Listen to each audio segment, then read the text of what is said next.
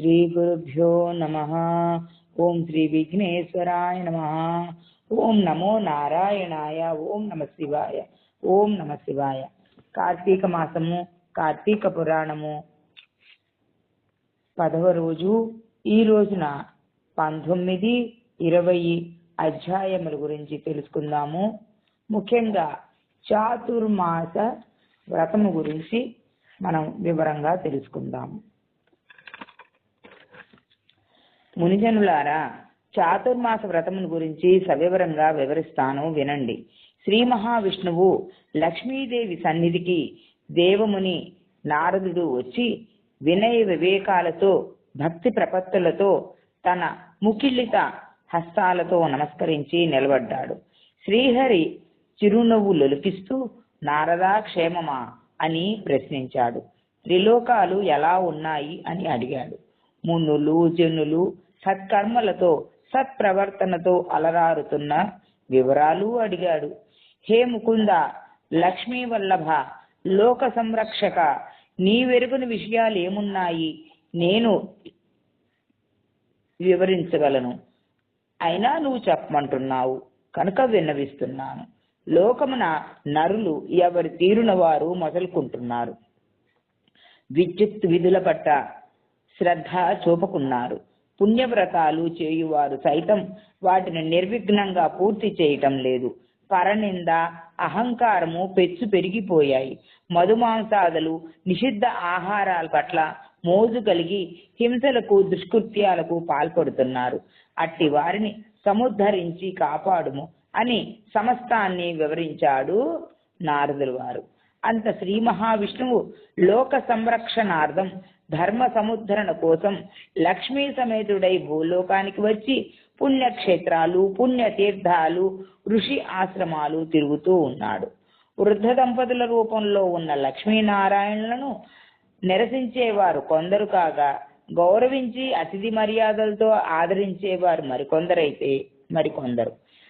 వీరి ఉనికిని పట్టించుకోక వారి వారి కార్యక్రమాల్లో లీనమైపోయి ఉండేవారు మరికొందరు.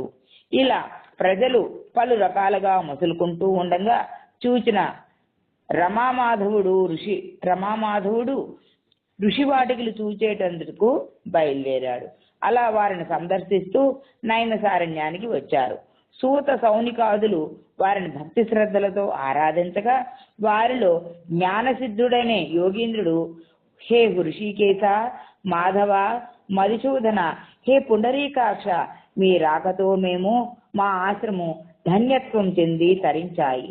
చరాచర జగన్నాటక సూత్రధారి పరంధామ, లోకాలు అతలాకుతలమై సత్కర్మలకు దూరమై ధర్మజ్ఞానానికి లోనవుతున్నావి. హే లోకరక్షక, లోకాలు తరించే మార్గం ఉపదేశించు అని వేడుకున్నాడు. జ్ఞానసిద్ధ, కోరవలసిన కోరికనే కోరావు. లోకోద్ధరణే ధ్యేయంగా నేను శ్రీ లక్ష్మీ భూమికి దిగి వచ్చాము. లోక శ్రేయస్సే ధ్యేయంగా గల నీకు 2 వరాలను అనుగ్రహిస్తున్నాను, కోరుకోవలసిందిగా చెప్పారు శ్రీహరి. దేవదేవ, ప్రాపంచిక వ్యామోహములను అతీతంగా మొసలలేకున్నాము. పరంధామ, నీయందే మనస్సు ఉండునట్లు అనుగ్రహించవలసిందిగా వేడుకున్నాడు. అనుగ్రహిస్తాను, 2వ వరం కూడా కోరుకోవలసింది అని చెప్పారు ఆపదోద్ధారకుడు విష్ణుమూర్తి. దురాచారము, పాపకర్మలు, స్వార్థ చింతనలు ప్రజలలో పెచ్చు పెరుగుతున్నాయి. అవి తొలగి ప్రజలు ధర్మచిత్తులై మసలు కొనగల రీతిని కొనసాగించగల వ్రతాన్ని అనుగ్రహించు లోకరక్షక అని ప్రార్థించాడు జ్ఞానసిద్ధుడు. అందుకొక వ్రతాన్ని అనుగ్రహిస్తాను, విను. దీనివల్ల ప్రజలలో జాగరూకత, నిశ్చలత కలుగుతాయి. ఆషాఢ శుద్ధ దశమి నుండి కార్తీక శుద్ధ ద్వాదశి వరకు 4 నెలలు లక్ష్మీదేవ సహిత నేను ఆ పాలకడలిలో శయనించి ఉంటాను. నాకు నిద్ర సుఖాన్నిచ్చే ఈ కాలం ప్రజలు మెలకుగా మసులుకోగలందులకు ఈ వ్రతం తోడ్పడుతుంది. ఇది నాకు ప్రీతిదాయకమైన వ్రతం. నియమ నిష్టలు అనుసరించి ఈ 4 నెలలు చేయు చాతుర్మాస వ్రతం వల్ల పాపములు నశించి తరించగలుగుతారు. జరాభారం, ఆరోగ్య భంగం ఆదిగా గల జన్మ బాధలు ఉండవు. పుణ్యప్రదమైన ఈ వ్రత దీక్షలు ఆషాఢ శుద్ధ దశమి నుండి శాకము, ఆ తదుపరి నెలకు శ్రావణ శుద్ధ దశమి నుండి పెరుగు, అటుపై భాద్రపద దశమి మొదలు పాలు, ఆపై నెలకు అనగా ఆశ్వీజ శుద్ధ దశమి మొదలు పప్పు దినుసులు విడిచిపెట్టాలి. క్రమక్రమంగా నేను చెప్పిన ప్రకారం ఒక్కొక్క పదార్థాన్ని విడిచిపెడుతూ నియమిత ఆహారం తీసుకుంటూ పూజా పునస్కారాలతో ఈ 4 నెలలు భక్తి తత్పరులై నన్ను సేవించిన వారికి ముక్తిని అనుగ్రహిస్తాను. నాకు నిద్ర, మెలకువ, సుషుప్తి అవస్థాత్రయములు లేవు. వీటికి అతీతుణ్ణి. భక్తుల నిద్రా పరిశీలనే నా నిద్రావస్థ కనుక జ్ఞానసిద్ధ నేను 4 నెలలు నిద్ర నెపంతో సైనించిన భక్తి గలవారిని పరిశీలిస్తూనే ఉంటాను. ఈ కాలములందు స్తోత్రము చేయు వారికి నిశ్చల చిత్తంతో క్రమం తప్పకుండా నన్ను పూజించు వారికి నేను ప్రసన్నుణ్ణి అవుతాను అని ప్రబోధించి శ్రీహరి వైకుంఠానికి వెళ్లి శేషాకల్పాన్న శయనించాడు. పాపులు, దుర్మార్గులు ఈ వ్రతం వల్ల సద్వర్తులవుతారు. అన్ని కులాల వారు ఈ వ్రతాన్ని చేయవచ్చు. ఈ వ్రతాన్ని నిందించిన, నిరసించిన గోహత్య మహాపాతకాన్ని జన్మ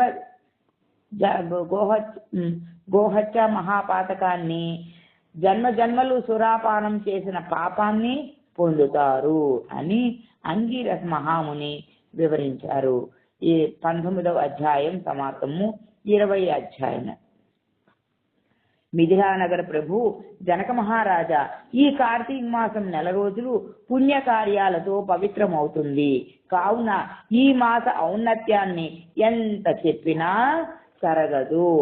ఈ కార్తీక మహత్యము యొక్క విశిష్టతను తెలుసుకోవాలంటే అత్రి మహర్షి అగస్త్యుల వారి మధ్య జరిగిన సంవాదమును తప్పక తెలుసుకోవలసిందే. ఒకనాడు అత్రి మహాముని అగస్త్యుని చూచి లోకోపకారార్థము కార్తీక మహత్యము యొక్క గొప్పదనాన్ని తెలిపే శ్రీహరి కథను ఒకదానిని వినిపిస్తాను, శ్రద్ధగా వినుము అని చెప్పాడు. గంగా, గోదావరి మున్నగు పవిత్ర నదులలో సరి సమానమగు నదియు కాని, బ్రాహ్మణులతో సరితూగే జాతి గాని, ధర్మము కంటే గొప్పదైన నీతి గాని, కంటి వెలుగుని మించిన ప్రకాశము గాని, కార్తీక మాసంతో సరిదూగగల వేరొక మాసం గాని, శ్రీ మహావిష్ణువుతో సమానమగు భగవంతుడు గాని లేరని గ్రహించి మసలుకో. ఈ ధర్మ సూక్ష్మాన్ని గ్రహించి స్నాన, జప, తప, ధ్యాన దానాదులతో తరించుము. కార్తీక స్నాన దీపదానాలు శ్రీమన్నారాయణకి అర్చనలు, పూజలు, సేవల వలన సమస్త కోరికలు లభిస్తాయి. ముఖ్యంగా కలియుగంలో ప్రాణులు కేవలం విష్ణు పూజల వలన వివేక విజ్ఞానులు అవుతున్నారు. దీనికి నిదర్శనంగా పురంజయుని వృత్తాంతము వినిపిస్తాను, ఆలకించుమని చెప్పారు. కేవలము దీపదానాలు, స్నానాల వలన అశేష పుణ్యం లభిస్తుందంటే నమ్మశక్యంగా లేదు. ఎన్నో ఏండ్లు తపస్సు చేసినను, యజ్ఞ యాగాదులు, క్రతువులు ఆచరించినను లభించని మోక్షము స్నానాల వలనను, దాన ధర్మాల వలన లభిస్తుందా అని అడిగాడు అగస్త్యుడు. అంతట అత్రి మహర్షి, అగస్త్య విను, నేను చెప్పిన దాంట్లో సత్యము లేకపోలేదు. దీనికి సాక్ష్యంగా పురంజయోపాఖ్యానమును వినిపిస్తాను అన్నాను కదా, శ్రద్ధగా వినుము అని చెప్పారు. త్రేతాయుగంలో పురంజయుడు అనే సూర్యవంశ క్షత్రియరాజు అయోధ్యను పాలించేవారు. అతడు సర్వశాస్త్ర కోవిదుడు, బహుముఖ ప్రజ్ఞాశాలి, ధర్మజ్ఞుడై అగణిత ఐశ్వర్యంతో తొలతూకటం వలన మిక్కిలి గర్విష్ఠుడైనాడు. దేవ బ్రాహ్మణులను దూషించేవాడు.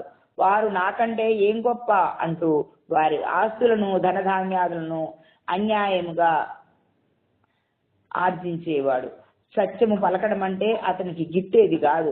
సత్య దూరుడై దుష్ట ప్రవర్తనతోనూ, దుష్ట పరాక్రమంతోనూ విర్రవీగేవాడు. కొంతకాలానికి పురంజయుని ధర్మబలము క్షీణించడంతో శత్రురాజులందరూ ఏకమై విజృంభించి పురంజయునిపై దండెత్తారు. పురంజయుడు కోపోద్రిక్తుడై బలమదము అధికం కాగా శత్రువులతో తలపడేందుకు సిద్ధమై తన మహోన్నత రథాన్ని అధిరోహించాడు. ఆ రథము జెండాలతో అలంకరింపబడి పెద్ద పెద్ద చక్రాలతోనూ ధనుర్బాణాదిక శస్త్రాస్త్రాలను సంపన్నమై ప్రకాశిస్తూ ఉంది. సూర్యవంశ పారపర్యంగా వచ్చినది, మేలుగుర్రాలతో పూంచినది, అనేక యుద్ధాలలో విజయం సాధించినది అయిన రథాన్ని ఎక్కి చతురంగ బల సంయుక్తుడై నగరము వెలుపలకు వచ్చి శత్రు సైన్యముపై విరుచుకుపడ్డారు.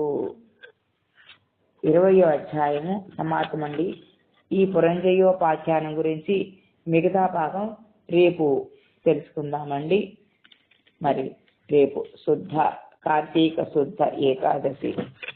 అందరూ కూడా విష్ణుమూర్తిని మీ యథాశక్తి పూజలు పునస్కారాలు చేసుకుంటూ, దానాలు చేసుకుంటూ, మరి స్వామి ఆశీస్సులకు కూడాను